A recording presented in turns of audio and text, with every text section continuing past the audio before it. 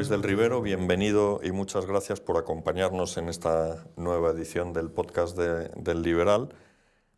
Luis del Rivero es una de las personalidades más destacadas de lo que podríamos llamar la España de la burbuja. Ahora que en todas las plataformas de televisión están tan de moda las sagas empresariales estadounidenses, tendríamos que dedicarle una serie a Luis, porque su ejecutoria tiene todos los ingredientes de un bestseller. Está en primer lugar su origen de hombre hecho a sí mismo. Veríamos en una presunta serie cómo después de hacerse ingeniero de caminos, canales y puertos entraba en una empresa especializada en cimentaciones especiales, Iceosa, desde la que 2 años después pasaba a Ferrovial como jefe de obra y iría ascendiendo hasta que en 1986, harto me imagino que de trabajar por cuenta ajena, se junta con otros 2 compañeros de Ferrovial, José Manuel Loureda y Félix Riezu, y fundan con 40 millones de pesetas la sociedad anónima Caminos y Regadíos, más conocido por el acrónimo SACIR.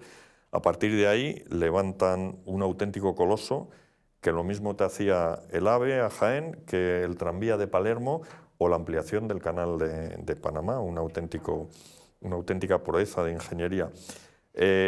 Una presunta serie no sería, sin embargo, una monótona relación de infraestructura, sino que habría enfrentamientos con otros titanes de la industria, incursiones en la esfera internacional e incluso saltos a bancos, pero no me refiero a sucursales, sino a bancos enteros, como Dios manda, y con oscuros comisarios moviéndose entre bambalinas. O sea, la vida de Luis del Rivero da para una serie, ya digo, pero de eso que se encargue Netflix. Nosotros aquí en el podcast del Liberal lo que nos corresponde es hablar del aquí y del ahora, y voy a empezar con una pregunta que hago mucho a mis invitados. ¿Qué tal ves la economía, Luis? ¿Es un cohete, como dice el presidente Pedro Sánchez? Porque mal no vamos. Según el Fondo Monetario Internacional vamos a crecer prácticamente el 3% este año, que es el triple de lo que está creciendo la zona euro y una décima más que Estados Unidos. Bueno, yo, ante todo, Miguel, muchas gracias por haberme invitado a estar aquí. Y sobre la presentación te diría algunas puntualizaciones. Venga, puntualiza. Yo no soy alguien que haya estado mucho en la burbuja inmobiliaria, porque si bien SACIR Vallehermoso era, como Vallehermoso, la primera inmobiliaria del país, pero tenía otras actividades mucho más importantes y, de hecho, pues no sufrimos demasiado esa burbuja, ¿no? Luego me ha parecido que decías harto de estar trabajando por cuenta ajena. Me imagino, sí, de estar. Sí, bueno, yo te puedo decir que para mí trabajar en Ferrovial fue una de las épocas más bonitas de mi vida y mi agradecimiento total a la familia del Pino, sobre todo a Rafael del Pino, donde aprendí muchísimo y donde guardo un recuerdo excepcional y fruto de, o sea, no solo ahí donde yo realmente me formé y tal, ¿no? Entonces guardo un grandísimo recuerdo. Lo que pasa es que si uno tiene vocación de empresario, pues en un momento saltas, ¿no? O sea, como yo le dije a Rafael en su momento final, ¿no?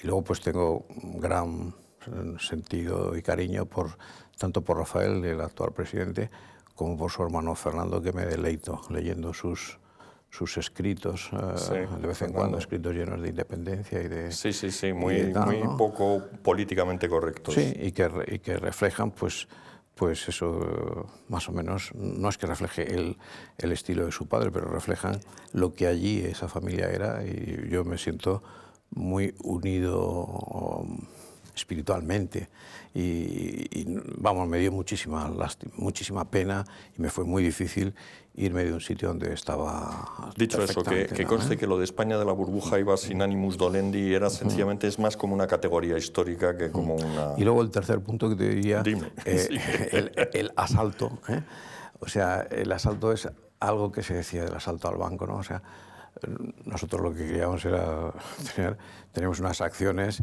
y yo creo que realmente quien asaltaba al banco es quien lo tenía controlado sin tener acciones. En el mundo capitalista, tener acciones y asociados con otros que tuvieran acciones, pues es lo normal, es quien debiera tener el control. Asaltan quien sin tener acciones gobiernan esas entidades. Eso siempre aquí, y que conste que he defendido siempre el que las OPAs hostiles en realidad son hostiles no para los accionistas están muy bien, son hostiles para los directivos que se hacen con la... También en este caso no se trataba en el caso del BBV, no se trataba de ninguna OPA, porque realmente lo que se trataba era de asociarse dos grupos que ellos teníamos más o menos el 10% y cualquier, en aquel momento la legislación te hacía que tuvieras que tener el 25%, luego más tarde el 30% para lanzar una OPA. O sea, eso dio pie a una batalla apasionante, ¿no? Bueno, eso dio pie a un tema que es realmente, yo considero que es una situación vergonzosa que se haya utilizado por mucha gente a la policía española a la policía en el más alto escalón de estamos su nivel, hablando del comisario. Bueno, el comisario o los comisarios, acompañados de algunos jueces, fiscales, etcétera, y tal, ¿no? que hayan permitido que diferentes de esos asaltantes que no tienen acciones y controlan tal, pues se opusieran a los verdaderos accionistas y con artes malas, ilegales, pues consiguieran frenar ciertas cosas para seguir disfrutando de lo que habían asaltado. Porque... Bueno, vamos. Me encantan tus precisiones. ¿Qué tal ves la economía? Bueno, pues yo creo que eso que decías del 2,9 y tal es cierto, pero claro, después de haber estado, es el país que más ha tardado en salir, en alcanzar la fase pre-COVID. Y es evidente que cuando partes de una situación mala, pues cualquier movimiento pues da un crecimiento importante. Es como hace 20, 30 años, pues veíamos como la China tenía crecimientos del 8, del 9% acumulativos. Claro, cada vez le va a costar más, ¿no? O sea, el 2,9 pues es un crecimiento no para tirar cohetes, O sea, es un crecimiento que si lo comparas con los que pueda tener Francia o Alemania, que son fruto de un desastre económico llevado por la política de sus dirigentes que han perdido totalmente el norte. El caso de Alemania es flagrante, o sea, unos señores que han cambiado su energía basada en el carbón y tal por una energía no propia como basada en el gas ruso.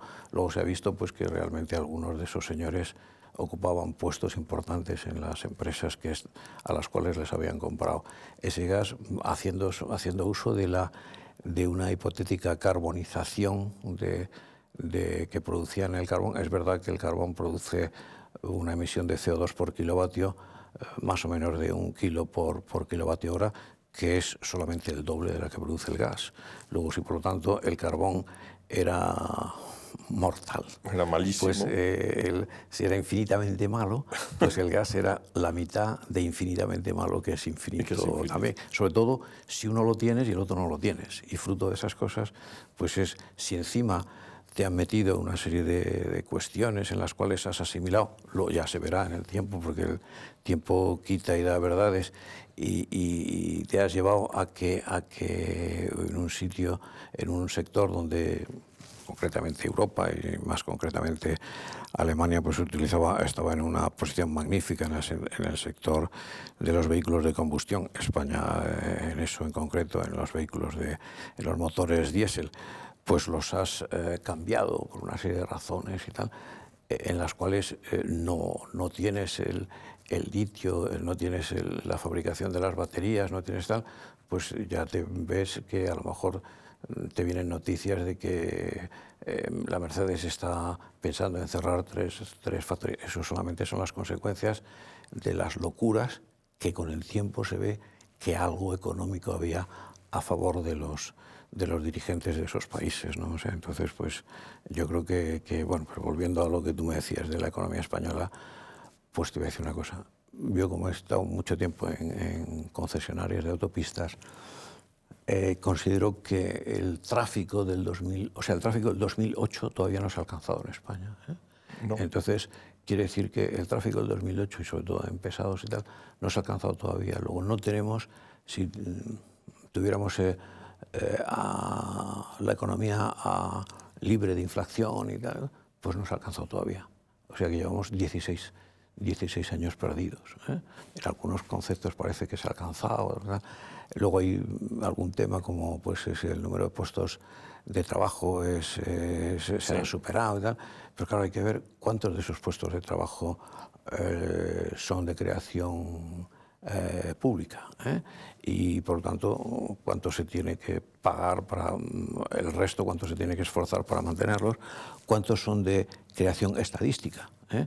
Los parados, los fijos discontinuos y otra serie de cuestiones maravillosas que nos hacen ver unas cifras que no sabemos de verdad si son 21,8, si ese 21,8 millones de empleos son equivalentes a un 20 de hace unos años, ¿no? O sea, entonces yo creo que en este momento la sensación que percibes en la gente no es de que el país vaya bien y, por supuesto, en los países motores europeos tampoco es que esa sensación que vaya bien.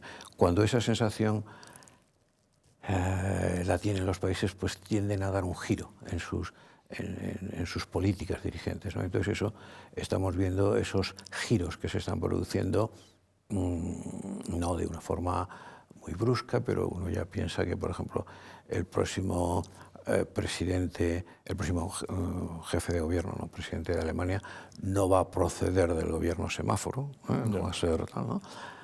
No se sabe de dónde será, pero desde luego parece que el primer partido puede ser la CDU, pero el segundo Alternativa por Alemania. En Francia pues pasa no 3/4 partes, sino 4/3 de lo mismo. Y el presidente o presidenta en las elecciones del 27 pues va a tener un tal. Eso ya se ha visto en Italia, eso se ha visto en Bélgica, eso se ha visto en Países Bajos, en Austria, en Hungría, en Polonia, aunque hay tal. Y entonces, pues todo eso... O sea, que viene la extrema derecha. Bueno, yo no sé si es lo que se llama la extrema derecha, sí, con independencia de... Yo creo que más bien es la ley del péndulo. Cuando uno se pasa a decir tonterías, pues entonces la postura sensata está en el otro lado.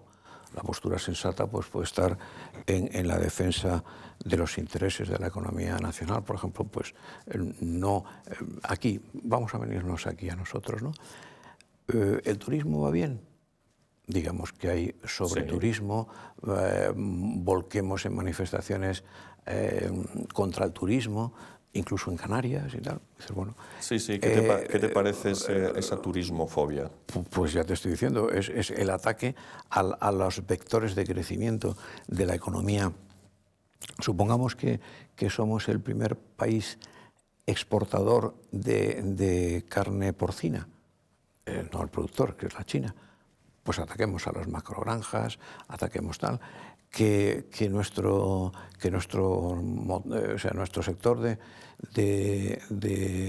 producción de motores de gasoil es el primero de Europa, pues ataquémoslo. Digamos que en el año 35 no va a haber ni un motor de eso. Entonces, claro, ante esas cosas, pues la gente pues reacciona de una manera previsible, ¿no? Previsible, normal, ¿no? Previsible, tal. Es evidente que en unos países como Europa, pues siempre, en general Europa, en otros tiempos, en el siglo XIX producía emigración, pero en el siglo XX, la segunda mitad, pues producía inmigración. Entonces esa inmigración pues tiene que ser de acorde con las necesidades del país, porque si no es de acorde, cuando los españoles en los años 60 iban a Alemania, pues iban con trabajo, iban a sitios donde tal, iban a colaborar con el crecimiento alemán, a sumarse y tal. Y, pues, ¿Y tú crees que esta inmigración que recibimos nosotros no es la que más nos conviene? O sea, que básicamente es latinoamericana, norteafricana y luego de Europa del Este, pero creo que la mayor es norteafricana. Bueno, yo creo que como todo, pues eso es una mezcla de varias cosas, ¿no? Primero, yo creo que la inmigración, porque luego hay otro tema semántico, ¿no? Que es la migración, ¿no? Siempre ha sido en español, ha sido la inmigración o emigración. La emigración, sí. Pero entonces ahí parece como que haya dijéramos, si son de los nuestros, digamos, migraciones, ¿no? Inmigraciones para distinguirlos, ¿no? Son como, bueno, pues la inmigración en España, pues es necesaria, pues a los españoles no, hay ciertas cosas que no quieren hacer, recoger fruta, sí, cuidar a los mayores. Cuidar a los mayores, en fin, bueno, pues es necesaria, ¿no? Bien. Entonces, pues claro, dentro de esa necesidad, cuanto más cercanos sean a ti y sobre todo cuanto más se quieran asimilar a ti, pues entonces, por ejemplo, pues los países del este, pues en general, pues son gente europea, gente pues de educación cristiana, o sea, de una serie de principios más o menos tal, pues los hispanoamericanos, pues encima además tienen tu idioma y tal, y los países de África tal, pues tienen un poco más de dificultades. Y eso no quiere decir que, por ejemplo, pues hablando de extrema derecha y todo, no sé qué, pues Franco, sus personas de máxima confianza eran la Guardia Mora. O sea que entonces lo que lo rodeaba eran unos marroquíes, o sea que no están. Y Franco pues tenía al general Micián, que era pues gobernador militar de La Coruña, y era el que tenía que dar el abrazo al apóstol Santiago Matamoros, ¿no? O sea, pues de todo hay, pero si hay una serie de gente que viene con ideas preconcebidas de imponer la sharia, de imponer desde las mezquitas, pues eso es peligroso, o sea, es peligroso. Sin embargo, pues es necesario, pero lo que hay que hacer es ajustarla a las necesidades que tienes y traer la gente que realmente quiera estar aquí. O sea, los países, el primer país del mundo está hecho de inmigración, o sea, Estados Unidos, pero de inmigración de señores que iban allí a hacer crecer a todos luchando, tal, a hacer crecer ese país, ¿no? O sea, pues la inmigración es magnífica. Todos somos emigrantes, porque los hombres salieron en África, sí, y todos pues salieron a Europa, de Asia, sí, cuando el estrecho de Bering estaba congelado, América, o sea, todos somos emigrantes, todos tal, pero las cosas que se salen de madre, pues no están bien. ¿Y qué hacemos con estas pateras que nos llegan desde el Golfo de Guinea a Canarias? O sea, pues lo que tenemos que hacer es bien fácil, ¿no? Primer punto, no potenciar. O sea, antes había, en España, por ejemplo, se invertía en obras públicas, en educación, etc. Ahora se invierte en subvenciones, en chiringuitos, en no sé cuántos. Pues estamos subvencionando a ONGs que protegen tal, estamos subvencionando esos negocios, pues claro que los atraemos. Y si encima les estás dando unas condiciones superiores a los españoles que cotizan, tal, pues entonces los atraes más.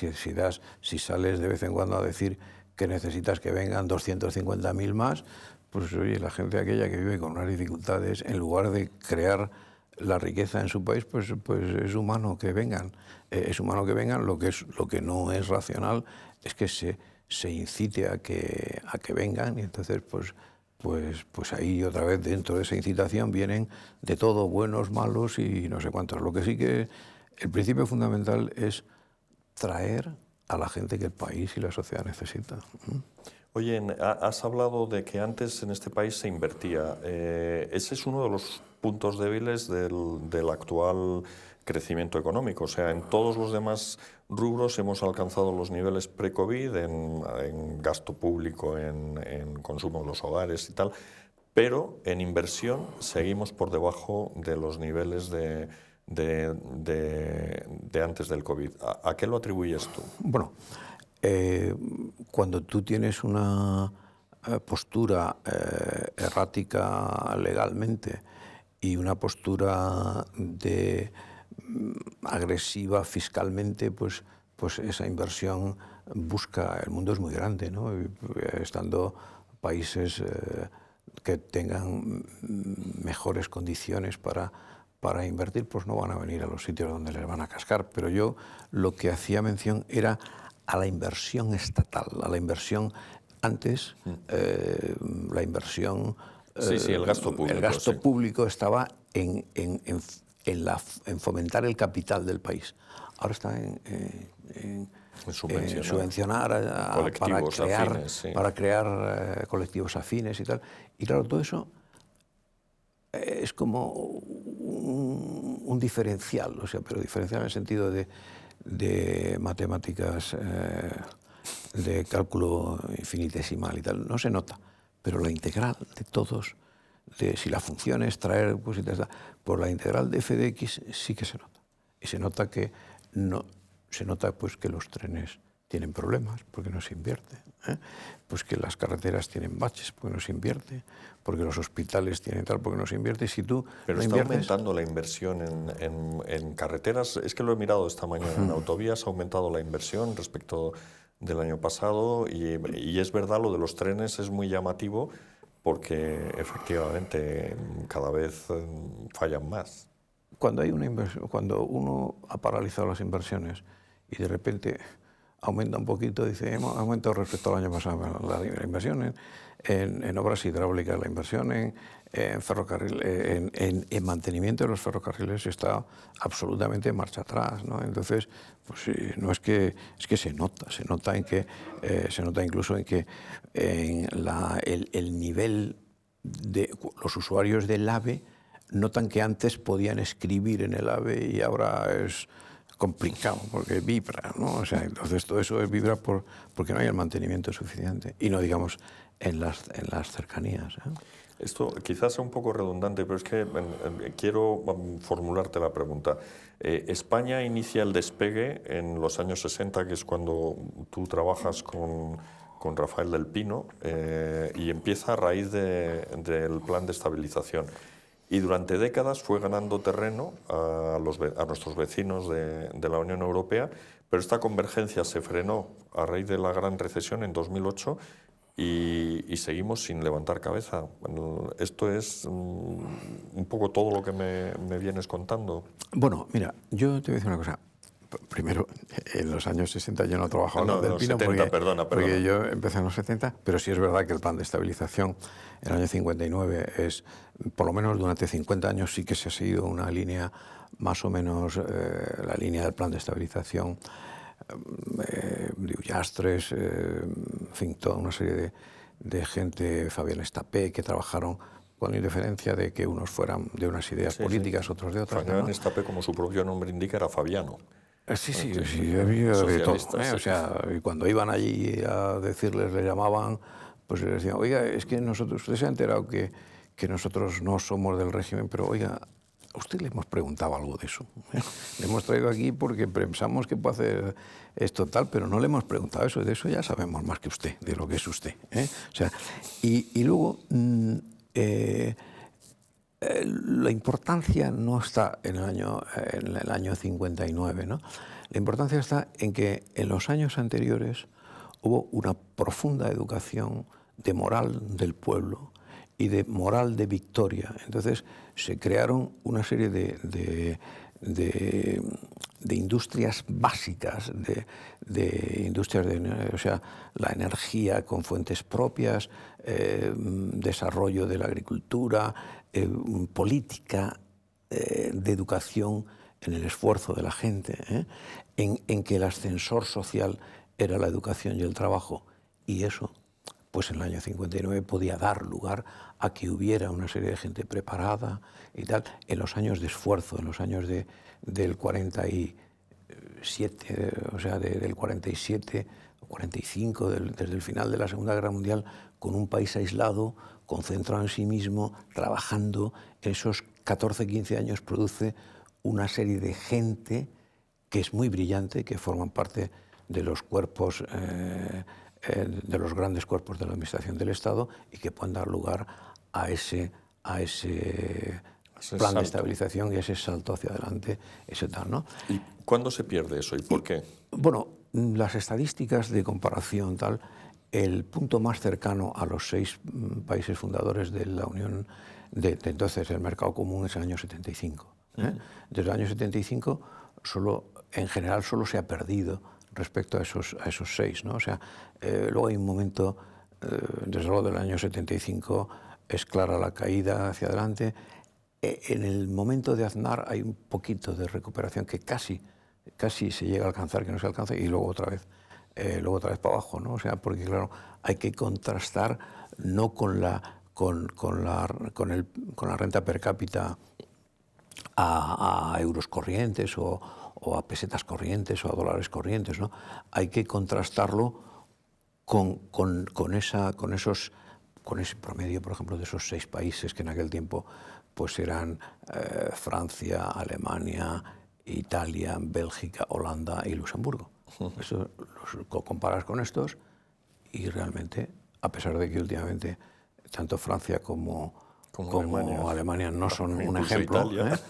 Sí, incluso Italia, no han sido un tal, pues hemos perdido. Entonces, estamos viendo cómo estamos siendo pasados en producto, en renta per cápita por países como Eslovenia, como la República Checa, y todo eso, pues tal, o sea, y entonces hay que tener en todavía cuenta... no nos han pasado. No, sí nos están pasando. No, por supuesto, no en Producto Interior Bruto, porque tienes En renta 48 per cápita. millones de habitantes, pero en renta per cápita te están pasando, ¿no? Entonces, eso, pues nosotros podemos mirar y todo eso proviene de una división política en un Estado federal, o se impone por agrupación de países en un nacimiento tal, o porque has perdido una guerra, como el caso de Alemania tal, o si te lo pones tú mismo es porque te quieres descomponer,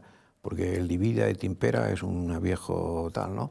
O las Torres de Babel tal. Entonces nosotros tenemos, además de esas dificultades, pues un Estado ineficaz. Un Estado que tenía en 1975 700.000 funcionarios públicos y tiene 3 millones, sin contar el estado de la informática entonces y ahora. Entonces, pues es evidente que eso las cosas... lastra el crecimiento, ¿no? Totalmente, o sea, totalmente. O sea, que el hecho, la España de las autonomías también. Por supuesto. Torcuato Fernández Miranda, sabes que aparte de ser el genio de la transición al que todo el mundo le está tan agradecido, se enfadó con el rey justamente por eso, y con Adolfo Suárez, por el título 8º de la Constitución, que no compartían absolutamente. Es que entre Torcuato Fernández, entre la inteligencia y la mente de Torcuato Fernández Miranda y los otros 2 señores, pues hay una diferencia bastante considerable. Los otros podían ser más guapos, más jóvenes, y más valientes simpáticos, también, ¿no? más tal, pero realmente... Y luego también hay una figura importante en el empuje hacia la democracia y tal, pues dentro del régimen anterior, pues que es Fernando Suárez, el último ministro, sí, que realmente convence y vence en una pugna dialéctica con un muy buen parlamentario como era Blas Piñar y tal, ¿no? Entonces, pues realmente son gente que pensaron que el Estado tenía la suficiente, el pueblo español tenía la suficiente renta per cápita para ser una democracia, cosa que no tenía en 1931, 32,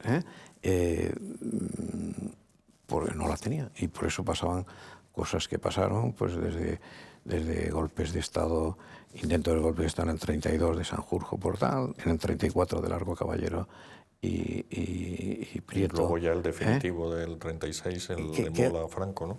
Bueno, primero Franco es un señor que le tardan en convencer, ¿no? Sí, porque sí, sí, es Mola el que está haciendo tal.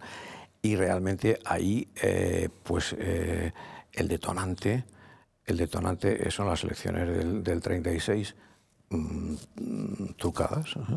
Además era muy fácil trucar, es como las de Estados Unidos, son muy fáciles porque por ejemplo, un estado, Arizona, por ejemplo, ¿no? Pues resulta que por 10.000 votos se decantan todos los votos electorales por uno o por otro. Claro. Luego entonces con un pequeño número, no es como en una proporcional tal, con un pequeño número y total, pues se trucan las elecciones. Eso, bueno, pues está comprobado, se trucaron las elecciones del 36 en primera vuelta y no digamos ya en la segunda vuelta, donde ya fue un acabose, ¿no?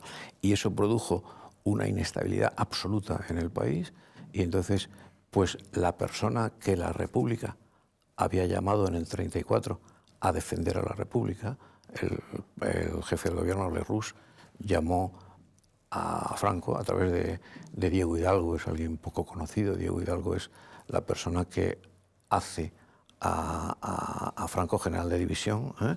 Entonces Diego Hidalgo es el ministro. Entonces le llaman a tal, y ese mismo señor es, no él, porque es Mola el que está haciendo las cosas, y tal, pues realmente ante una cosa ya verdaderamente sorprendente, como que la guardia de corps de un importante, de una de las tres ramas del Partido Socialista, vaya a asesinar a los tres líderes de la oposición, Gil Robles, Goicoechea y Calvo Sotelo. Solo encuentren a uno y se cargan a uno. Si hubieran encontrado a Gil Robles, se lo hubieran cepillado también, ¿no? Entonces, ante eso dicen, bueno, esto ya es una cosa, pero es un golpe contra el Frente Popular, no contra la República. Luego, el tema de la guerra, tal. De hecho, durante tiempo, casi un mes, pues la bandera seguía siendo la tricolor, hasta cosas en Pamplona y Sevilla. Pero en fin, no Luis, sí, yo ya veo que estás muy puesto en historia de España. Yo quiero que me hables de acontecimientos más cercanos, aunque forman parte ya de los manuales de historia. La crisis de 2008 la viviste desde primerísima línea, tanto política como empresarialmente. ¿Qué responsabilidad atribuyes tú a José Luis Rodríguez Zapatero y su equipo? Porque el origen de la crisis fue un colapso del sistema financiero internacional, que lo mismo que le cogió a él podía haberle cogido a un presidente del Partido Popular, ¿no?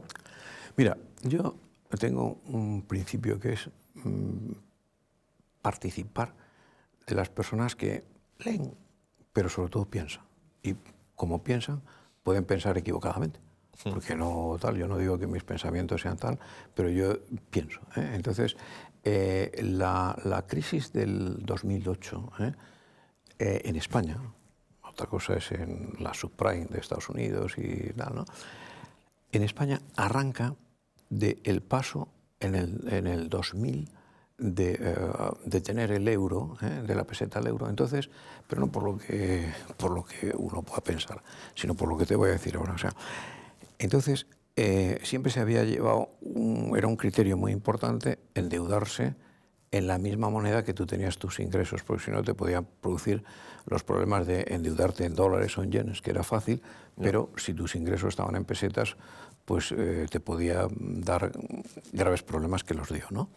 Entonces, en ese momento, cuando se pasó a entrar en el euro, el Banco de España no se olvidó, ya no hay que pensar en ese problema, porque nuestros ingresos están en euros, nuestra deuda está en euros, nos podemos endeudar, tal.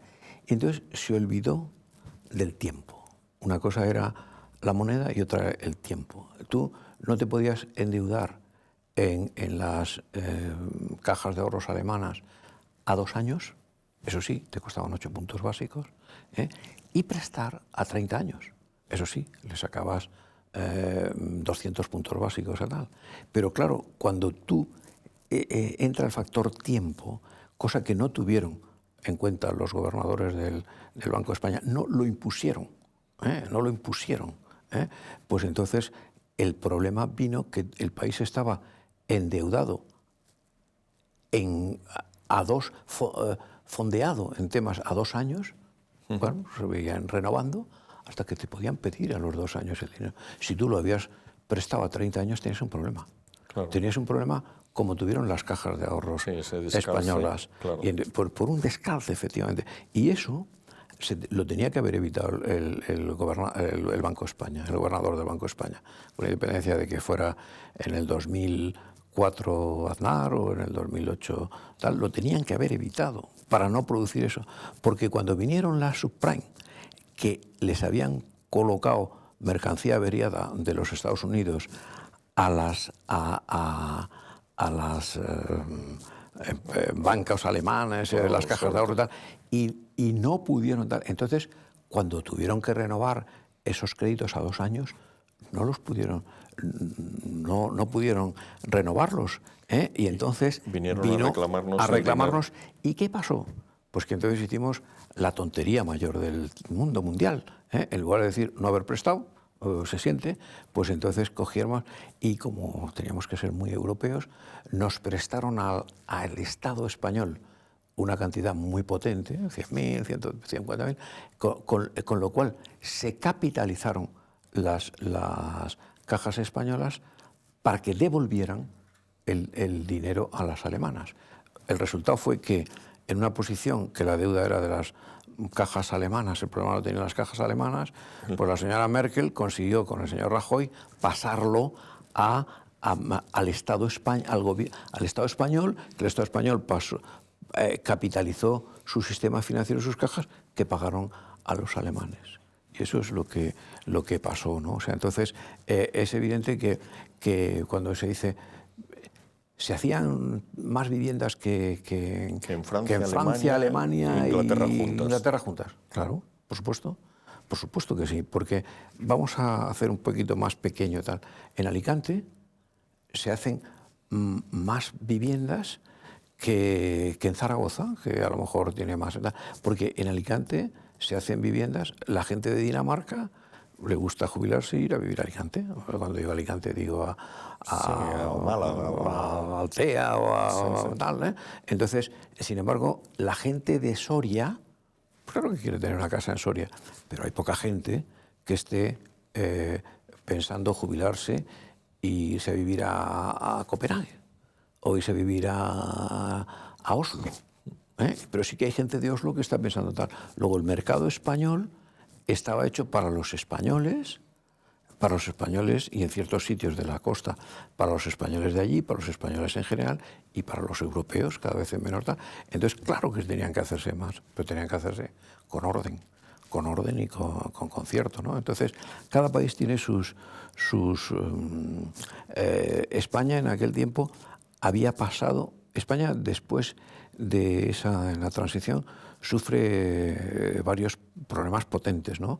Económicamente, ¿no? El primer problema potente es la desindustrialización brutal para entrar en la Unión Europea, ofreciendo un mercado, desmontando tu industria naval, tu industria automovilística, no desmontándola, pero sí cediendo la propiedad, como Pegaso, como SEAT y tal, ¿no? Y sin embargo, en aquello donde tú tenías una potencia como en el tema agrícola, esperando 10 y 16 años para estar totalmente liberado. Ahora, eso sí, el político X firmaba y pasaba a la historia como el que había firmado la adhesión a la Unión Europea, pero las industrias españolas y la agricultura española lo sufrieron. Después, y eso estoy hablando del año 86, 90 y tal, ¿no? Después, por supuesto, vino esa época en la cual había que haber sido prudente y saber tal, ¿no? Pero lo que pasa es que España es un país muy privilegiado, ¿no? Porque tiene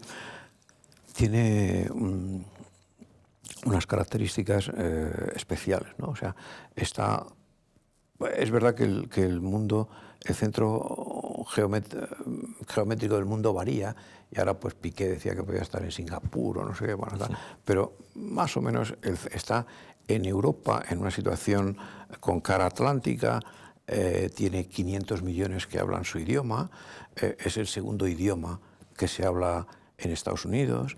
En Estados Unidos ya se habla, hay más estadounidenses que hablan español que en España.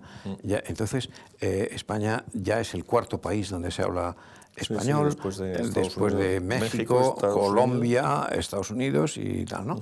Pronto pasaría a Argentina. En fin, hay una serie de cuestiones que tú tienes, una situación estratégica muy importante, una situación de un grupo de gente que tiene tu cultura, que tiene tu idioma, no ya tu religión, tus costumbres, no tu idioma, muy importante eso, ¿no? Entonces todo eso, si tú estás en una situación estratégica y además estás dotado de las fuentes de energía inagotables y baratas y propias, pues lo tienes que aprovechar. Ahora, si dice, bueno, hemos dado las cartas a 4 ases y tal, pero se las das a una panda de desgarramantas que se les caen las cartas de las manos, pues entonces no las aprovechan. Pero las condiciones, y siempre están ahí para aprovecharlas, ¿no? Y siempre históricamente las aprovechó. O sea, España tiene su inicio en la historia, en después de la Primera Guerra Púnica, ¿no? Cuando los cartagineses y los romanos han sido aliados contra Grecia, tal, no sé qué, cuando pugnan entre ellos dos y entonces los romanos se imponen, los echan de Sicilia, que era entonces la Magna Grecia, tal. Entonces los cartagineses, para sustituir Sicilia y Córcega menos, para sustituir Sicilia, entran en España. Y entran en España y consiguen pagar los 20.000 talentos de plata que tenían que pagar a Roma durante 20 años. ¿Cómo? Porque estaban en un sitio que tenía la minería de entonces, una agricultura interesante, una pesca. Entonces, todo eso nos hace realmente entrar en la historia, porque en la Segunda Guerra Púnica Roma va a entrar a romper esa Magna Grecia, y entonces nosotros, gracias a eso, pues tenemos las leyes romanas, el derecho romano, nuestro idioma latino, nuestras obras públicas en las calzadas romanas, en los acueductos, nuestra educación, que es... Aunque nunca se sabe si a lo mejor los cartagineses tampoco estaban tan atrasados, y si hubieran ganado, Aníbal hubiera ganado a Escipión en Zama, a lo mejor tampoco habríamos salido tan mal.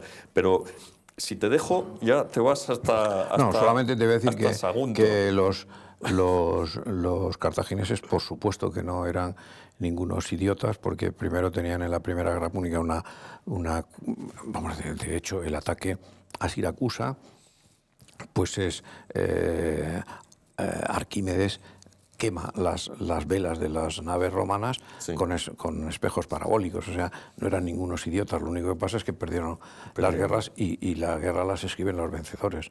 Eran unos equivalentes a Roma. Sí, funcionaban más o menos igual.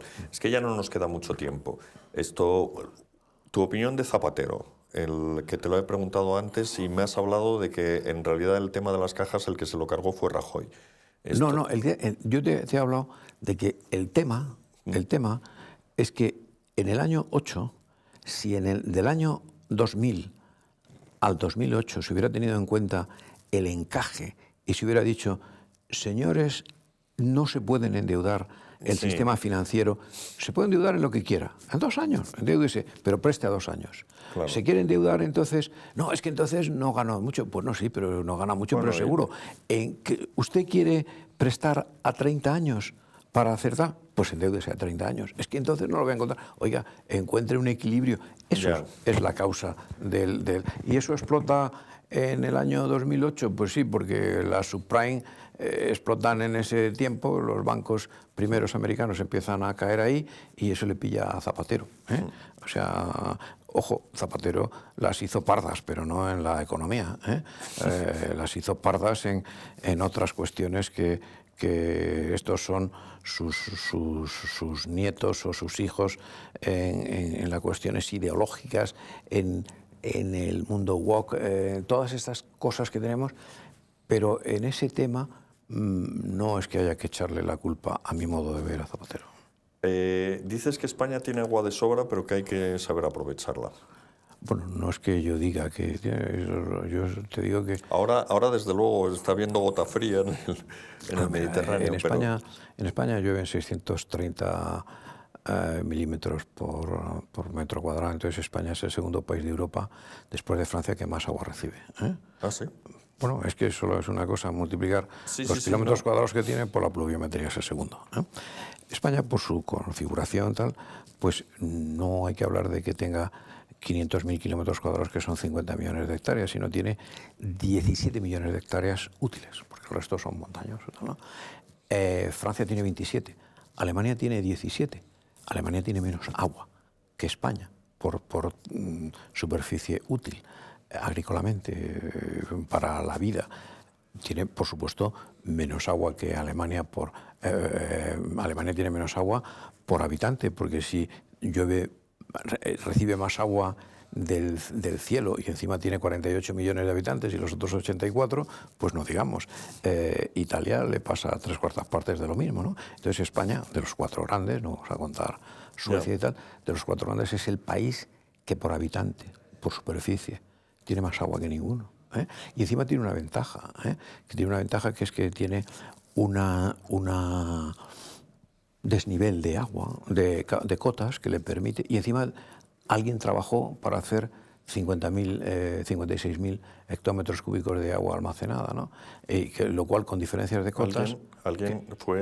¿Eso se hizo desde principios del siglo XX o fue fundamentalmente con Franco? Yo es que no quiero repetir mucho eso, no va a ser que me tenga que ir a la cárcel, ¿no? Pero podemos decir que hasta el año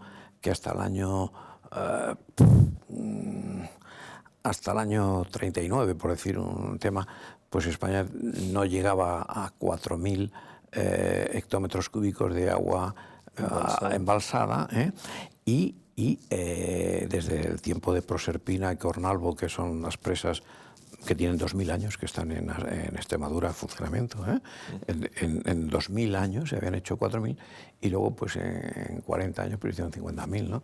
Eso, pero también sobre eso pues habría algún dato más significativo, no numérico, ¿no? En el año 35 para no decir tal, ¿no?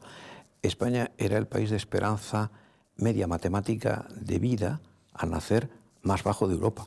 En el año 75 era el de esperanza media matemática de vida más alto, junto con Suiza y Suecia, empatados. Entonces, eso no se mide en francos, ni en euros, ni tal, pero son cosas que ahí están para que tal, ¿no? Y luego, pero lo que pasa es que hay una España seca y una España húmeda, ¿no?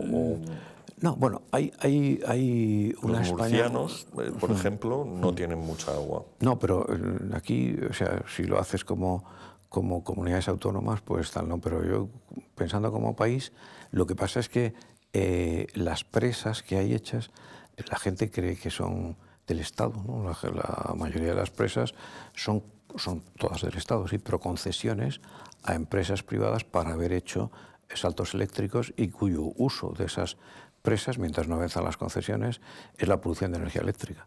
Lo que hay que hacer es renovar esas concesiones para que esas presas pasen a tener el uso que hoy necesitan, que es abastecimiento, alimentación, que es regadío, y acumulación de energía. Para que tú tienes el sol y el viento inagotable, que lo tienes en España, porque tienes viento, muchas costas que te dan viento, tienes el sol, 3.000 horas de sol en muchos sitios, pero 2.500 tal.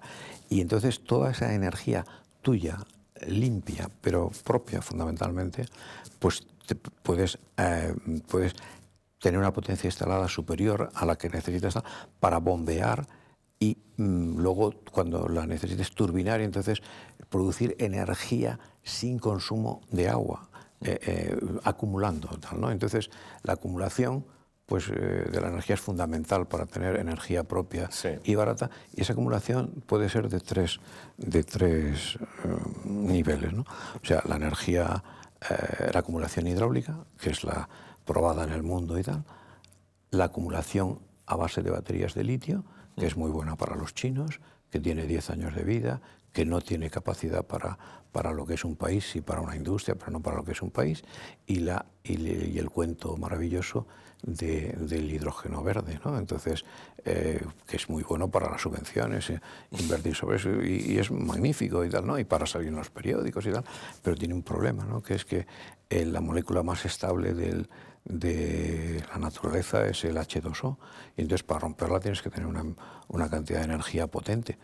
El hidrógeno se necesita, pero se obtiene del metano, del CH4, que es fácil romper, pero entonces no, porque no es verde, entonces lo tenemos que hacer romperla del agua, que es la molécula más estable. Necesitas mucha energía y encima que sea verde, pues va a ser que no. Luego además los conductos por los que tienes que llevar, pues no te valen que tengas gasoductos de metano, que la molécula CH4 pues tiene un molecular bastante mayor que el H2, que tiene 2, ¿no? Y entonces pues se escapa el hidrógeno por ahí. O sea, por supuesto que se puede, pero nosotros tenemos la diferencia de cotas y el agua acumulada y hecha para poder tener una energía propia, limpia, abundante y barata, que al mismo tiempo, al sobrarnos ese agua, podíamos utilizar más superficie de regadío para avanzar en el tema de los biocombustibles,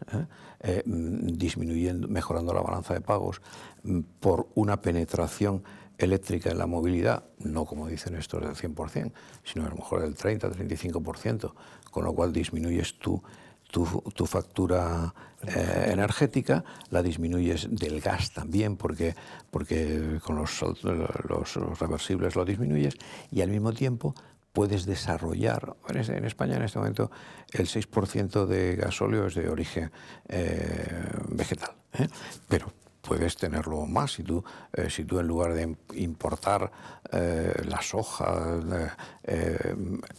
lo produces tú porque tienes superficie y agua para hacerlo, pues puedes ir a una mejora en la balanza de pagos. La balanza de pagos en España es superavitaria en los temas agrícolas, deficitaria en los temas energéticos. Tú tienes que aumentar más esa superavitaria en los temas agrícolas y disminuirla en los temas energéticos si trabajas para tu país, para tus intereses. Y eso te llevaría a tener un superávit comercial del orden de 70, 80 mil millones de euros. La China tiene 200.000 y ahí está, ¿no? Entonces, si eso lo tienes, pues puedes pasar a tener deuda cero en un tiempo posible. Entonces puedes pasar a ser un país libre económicamente, dedicar mucho a la investigación. La investigación generalmente suele ser defensa, ¿no? O sea, entonces, pero eso te da un respeto en el mundo, no tener muchos soldaditos, pero sí muchas cositas que te permitan hacer como estos señores con 9 millones de habitantes, hacen que le exploten los teléfonos simultáneamente. Sí, ¿no? Los israelíes, sí. Pues estos, pues porque dedican mucho a la investigación, pues dedicando mucho a la investigación, teniendo 500 millones de habitantes de tu cuerda y 250 de portugueses que son tus primos hermanos, pues joder, tienes unas posibilidades. Vamos, sí. ¿No? De volver ya no nos queda tiempo, tenemos que dejarlo. Vale, Luis. estupendo. Nada, esto necesitaríamos otras 2 horas, ¿no? Para seguir, porque además con tu querencia por los temas históricos, que parece que es tu pasión, esto rápidamente empiezas a ampliar cualquier tema de actualidad. Es para olvidarme de Villarejo y de las que me hicieron. Haces bien. Pero también te digo una cosa, el caso Villarejo es un caso que podría ser muy utilizable para hacer una catarsis brutal. De tal, llegar a pactar con Villarejo una cosa de decir, oiga, denos todo lo que tiene a cambio de hacerle un pacto de una condena pactada y denos usted todo lo que tenga y limpiaremos a todos los golfos en todos los campos que tenemos. Ya, bueno, y no estaría mal, ¿eh? Un poco, eso sí que sería una cura de caballo. Totalmente, ¿no? Totalmente. Una cura de caballo. Pero en este país las curas de caballo no le gustan a este país. Luis, muchísimas gracias. Gracias a ti.